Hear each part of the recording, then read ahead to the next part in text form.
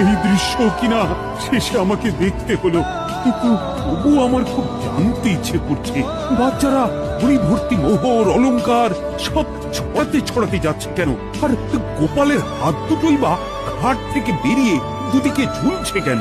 মহারাজ, আর একটা ব্যাপার কি আপনি লক্ষ্য করেছেন? কি বলো তো? গোপালের দেহ হারা কাঁধে করে নিয়ে যাচ্ছে। হ্যাঁ হ্যাঁ, ওই তো মন্ত্রী, সেনাপতি, জ্যোতিষী আর পণ্ডিত।